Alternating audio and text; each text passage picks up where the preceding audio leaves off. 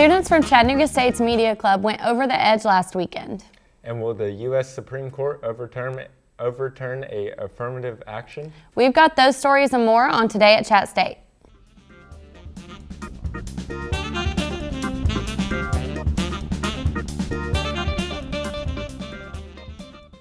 Hi, I'm Morgan Hugh. And I'm Macy Buckout. How are you today? I'm doing pretty good. Me too.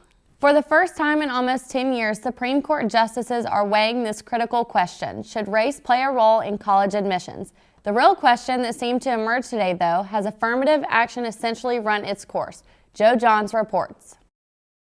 Abigail Fisher dreamed of going to the University of Texas at Austin for most of her life. After applying, she didn't get in, attending Louisiana State instead. But the rejection from UT led Fisher to file a lawsuit against the school, claiming she was squeezed out, unfairly denied admission because of her race. She's white.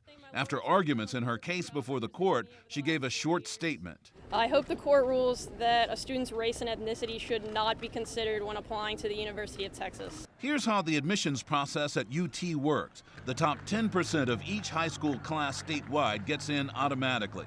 For those below the top 10%, like Abigail Fisher, who was in the 11th percent, the university uses what it calls holistic review, where race is one of many factors considered to achieve class diversity.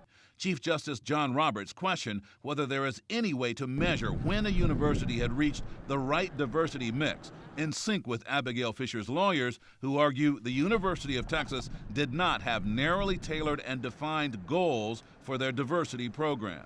We're saying that before you embark on the use of race, you ought to know what you're trying to achieve.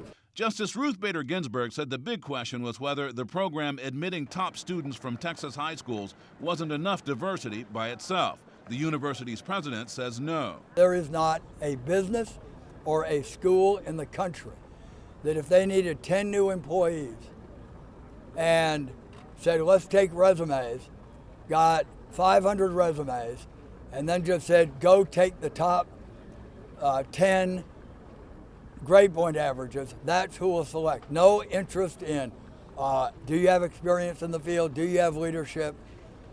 No one would say that's the only way that we can choose our students. On the UT campus, some minority students we talked to disagree with the point of Fisher's lawsuit. I think she's fighting the wrong fight. Minority student leader Bradley Poole argues that the UT admission process is fair. Seeing as race is probably one of the least parts of the holistic review process. I feel like it's harping on one of the things on the easiest thing that she could have went against. Others take offense that the lawsuit implies some minority students are less deserving of admission than their white counterparts. To hear people saying that some of us Latinos got in here easily and the only reason we got in here is because of our race, that's really disappointing. We worked just as hard as anyone else did to get here to UT. 9 years ago, Justice Sandra Day O'Connor wrote a majority opinion that said the University of Michigan Law School had a compelling interest in promoting class diversity and suggested affirmative action might still be needed for another 25 years. However, she has since left the court, leading to speculation that the conservatives are inching even closer to providing preferences in college admissions. U.S. Labor Secretary Hilda Solis was on campus last week. At an event where she discussed job growth, Solis announced that a $3 million grant is being awarded to Chattanooga State to continue successful job training programs such as the Volkswagen Academy and the Volcker Institute. John Henry Summer was on campus this week to promote his film, Chattanooga. Speaking to a group of filmmaking students, Summer described his movie as a fictionalization of the events surrounding the Marsh Crematory, a horrific tragedy in North Georgia about 9 years ago. Students from the Chattanooga State Professional Film and Television Program worked as crew on the film. Chattanooga opens Friday and plays at the Carmike Majestic Theater downtown all next week. Students from the Chattanooga State Media Club went over the edge last weekend.